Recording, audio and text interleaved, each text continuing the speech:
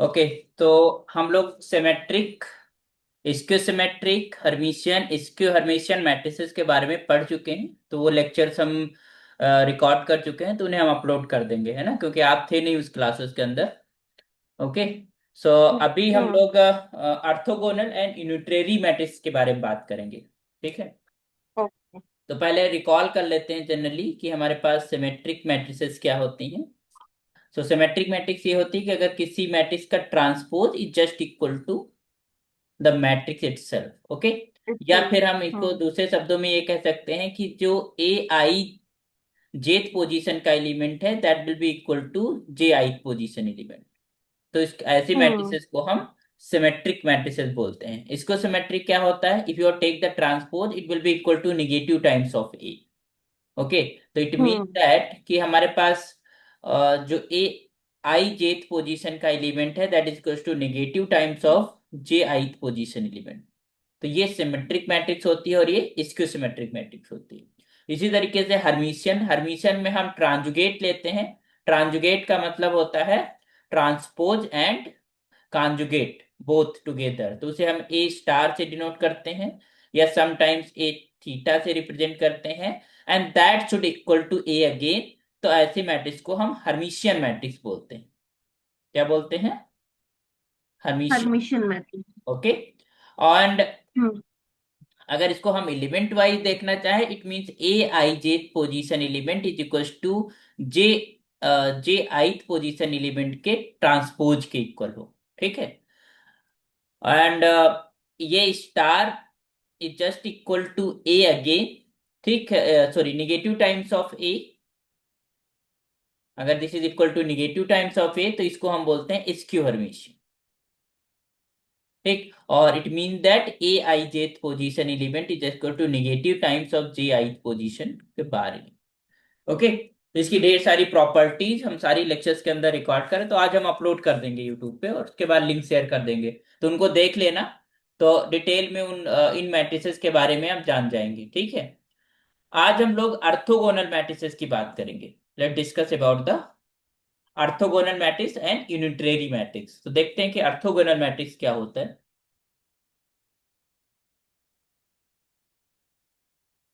इसका आप नोट्स बनाते रहिएगा। ओके। जी। लिखते रहिएगा एक एक चीज, बाद में जो है रिवाइज करने में आसानी होगी। Orthogonal matrices. Okay. So I square matrix A is said to be.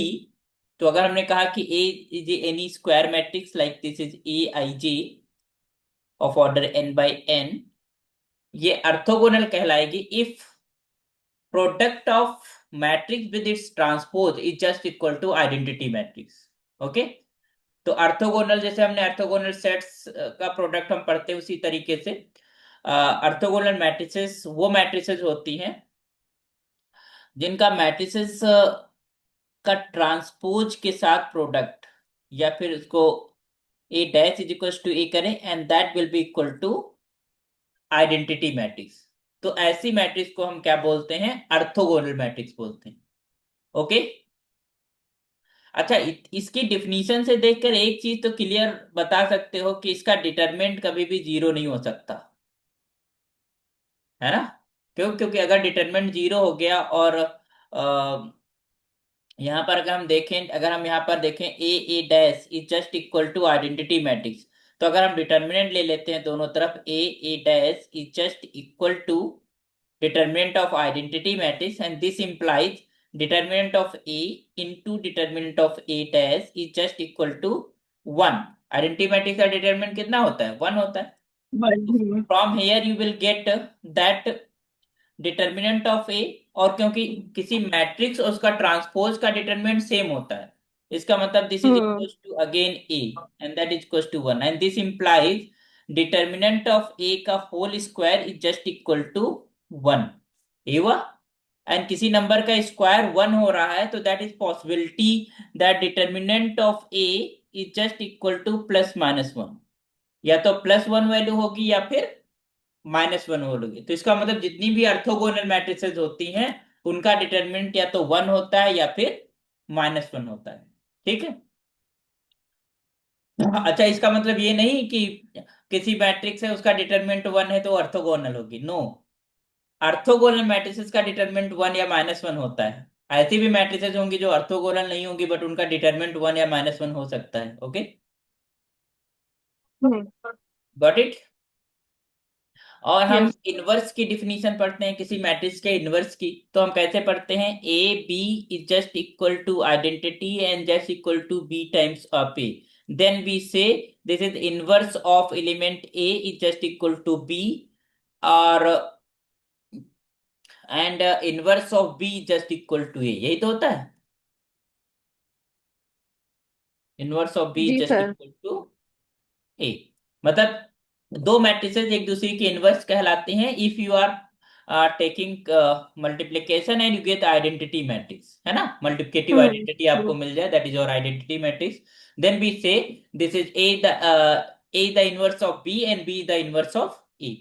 तो हम यहां पर देख रहे हैं क्लियरली कि A dash is just equal to A dash of A and that is equal to identity matrix. देख रहे हैं ना, मतलब दो मैट्रिसेस हैं, एक ए है और एक उसका ट्रांसपोज है, उनको जब हम मल्टीप्लाई कर रहे हैं तो we are getting identity matrix. इसका मतलब है कि यहां पर जो ऑर्थोगोनल मैट्रिसेस होंगी उनका जो इनवर्स होगा that will be nothing that is transpose of the matrix. Okay, तो ऐसी मैट्रिसेस जिसका जो ऑर्थोगोनल है तो उनका जो इनवर्स होता है that is nothing that is transpose of the that matrix only. Okay, तो उस मैट्रिक्स का आप ट्रांसपोज निकाल लीजिए। क्लियर, समझ गए? तो फॉर्मल डिफिनीशन लिखें क्या इसकी? फॉर्मल डिफिनीशन हो तो क्या, आप क्या लिखना है इसमें? लिख, कहो तो लिख देते हैं। I square matrix A is said to be orthogonal, लिख लीजिए।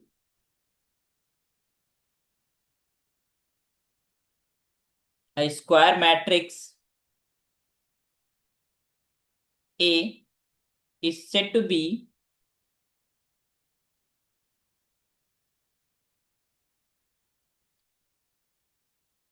Orthogonal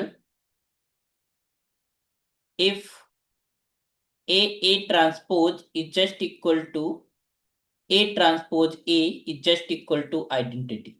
Okay, and from the definition it is clear कि inverse of the matrix will be uh, so it is clear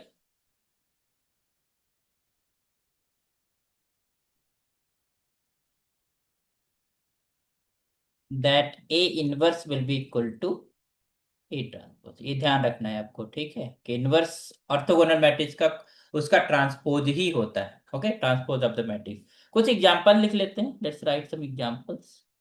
सो पहला एग्जांपल बहुत फेमस एग्जांपल है for the orthogonal matrices, cos theta minus sin theta divided by sorry, in the second row this is sin theta and this is cos theta। Okay, तो this is your ए। अब इन दो matrices की मतलब बहुत famous, इस ये तो 2x2 order का है। अगर हम 3x3 ऑर्डर का लिखना चाहें इसी फॉर्मेट में तो इसको ऐसे लिखते हैं, that is your cos theta minus sin theta and this is sin theta cos theta and 0 0, this is 0 0 1। तो दिस इज अब 3x3।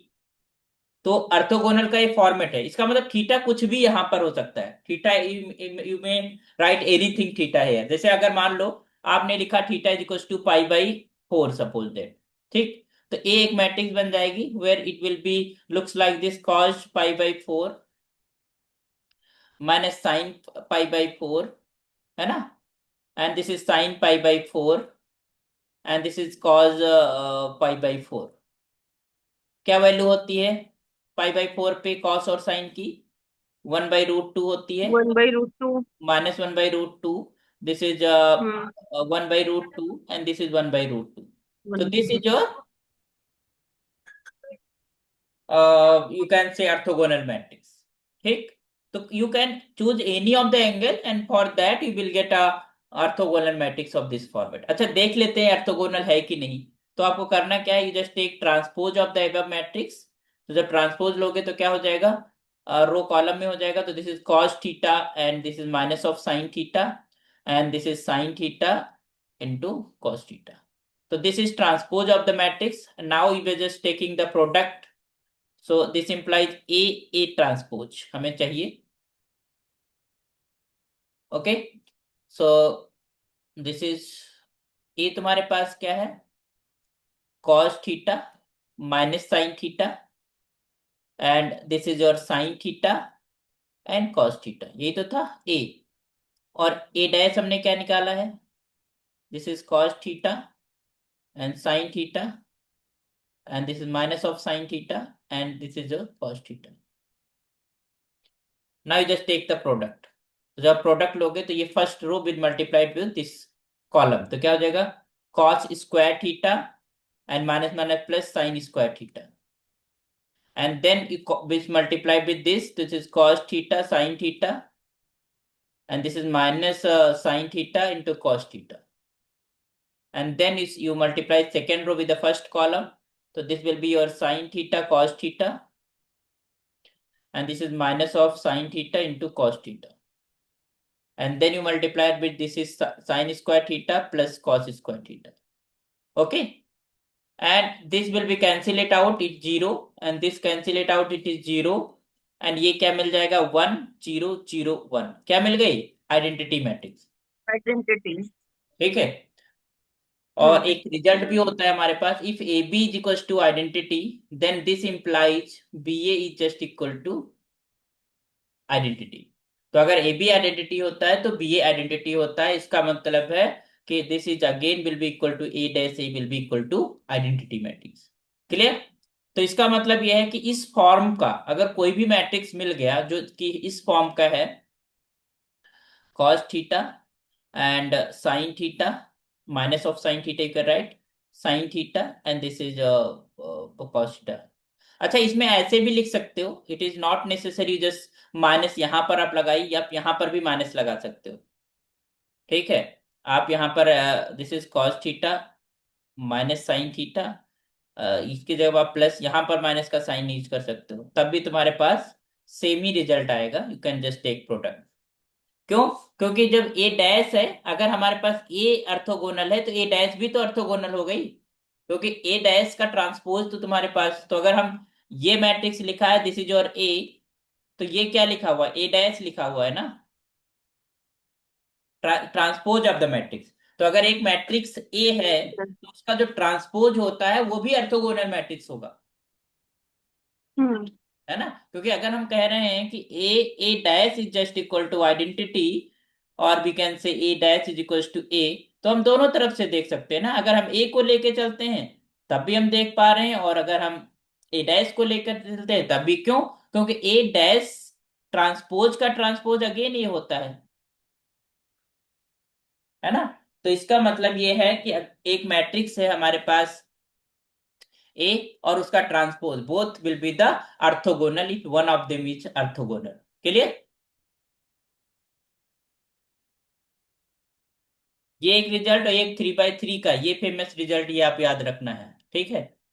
3/3 का जो रिजल्ट है ये, इस तरीके की जो मैट्रिसेस मिलेंगी that will B orthogonal matrices. जैसे cos theta minus sin theta 0, and this is your sin theta, and this is cos theta, and this is 0 0 0 1. तो this is your 3/3 orthogonal matrix. Clear? और एक बहुत famous चलता है जैसे 1 0 0 -1. ठीक. तो कोई भी आप आइडेंटिटी मैट्रिक्स लिखें of the order like this, यहां पर आप देख लीजिए 1 0 0 0 -1 0 0 0 एंड -1. अच्छा, एक चीज बताइए, क्या आइडेंटिटी मैट्रिक ऑर्थोगोनल है? बताइए. यस. आइडेंटिटी को आइडेंटिटी मल्टीप्लाई करोगे आइडेंटिटी ही तो मिलेगा, हाँ. है ना? तो identity matrix is also orthogonal. और एक तुमको रिजल्ट बताते हैं, अगर तुम कोई डायगोनल मैट्रिक्स लिख ले. Diagonal matrix means a matrix in which non diagonal elements are zero, उसको हम डायगोनल मैट्रिक्स बोलते हैं, है ना? तो अगर आप कोई डायगोनल मैट्रिक्स लिख रहे हो, उसके डायगोनल एंट्रीज में या तो 1 है या फिर -1 है, तो वो मैट्रिक्स हमेशा ऑर्थोगोनल होगी. मतलब अगर हम मोर देन मान लो 5 ऑर्डर की कोई ऑर्थोगोनल मैट्रिक्स आपसे बोला जाए लिखना है, तो simply you can write like this. आप आइडेंटिटी मैट्रिक्स लिख सकते हो, या नहीं आइडेंटिटी एक ट्रिवियल एग्जांपल हो जाएगा तो -1 ले लो उसके डायगोनल पे। मतलब डायगोनल पे 1 या -1 अगर एंट्री करते हो तो वो हम मैट्रिक्स हमेशा ऑर्थोगोनल रहेगी। This is a 5 by 5 order. Clear? तो एक तो ये फॉर्मेट हमने देखा, ये मैट्रिक्स का फॉर्मेट देखा। दूसरा हमने ये देखा कि हमारे पास अगर डायगोनल पे हम 1 और -1 से अलावा कोई भी एंट्री करते हैं तो कोई भी diagonal matrix becomes a orthogonal matrix. Clear? Clear. Okay.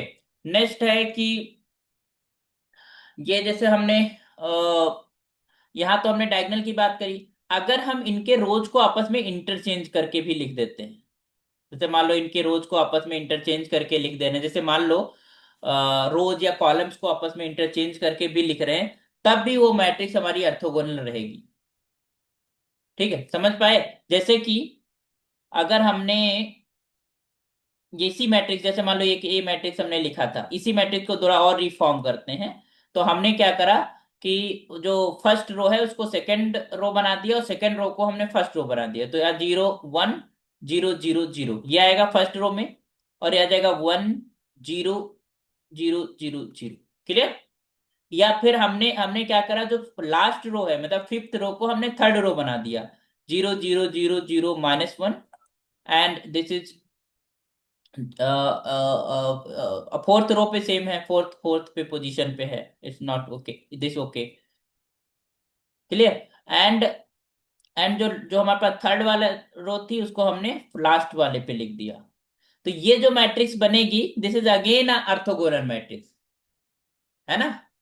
तो हम तुमको बहुत सारे वेज बता रहे हैं कि how we can construct orthogonal matrix. And अगर हमको हमारे पास कोई मैट्रिक्स आई है सामने पड़ी हुई है तो उसे हम देख कैसे सकते हैं कि वो ऑर्थोगोनल मैट्रिक्स है कि नहीं।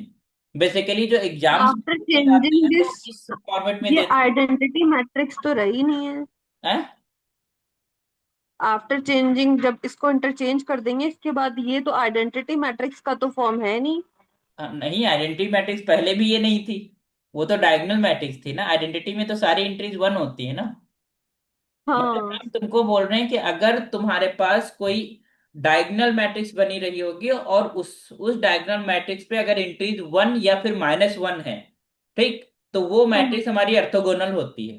ठीक, पहली बात तो ये। हम्म। दूसरी बात ये, अगर उस मैट्रिक्स को हम डिफॉर्म कर दें, रिफॉर्म कर दें बाय चेंजिंग रोज, मतलब रोज को आपस में इंटरचेंज कर देते हैं या कॉलम्स को आपस में इंटरचेंज करके एक नई मैट्रिक्स बनाते हैं, तो वो मैट्रिक्स हम्म। भी ऑर्थोगोनल मैट्रिक्स रहेगी। ओके। है ठीक ना? है। मतलब we are constructing hmm. So many matrices which will be the orthogonal, but provided here the entries must be 1 और -1। ओके।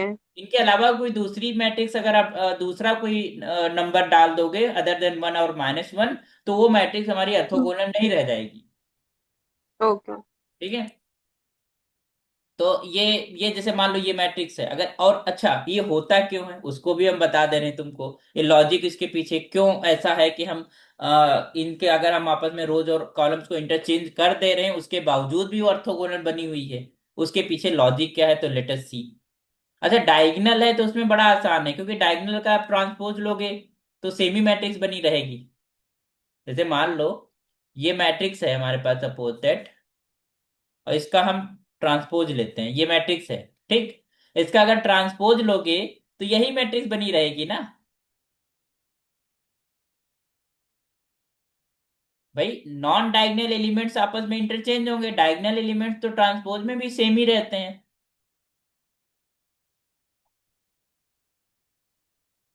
इस मैट्रिक्स का आप बोलो ट्रांसपोज क्या आएगा?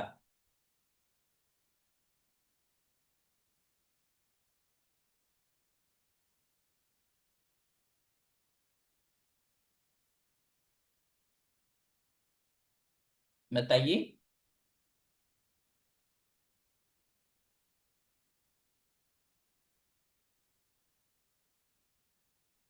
है नहीं पूछ रहे हैं क्या? आप? इस मैट्रिक्स का ट्रांसपोज लो, ए का।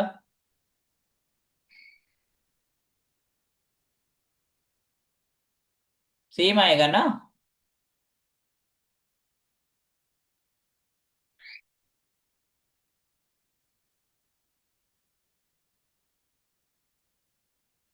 आवाज नहीं आ रही क्या?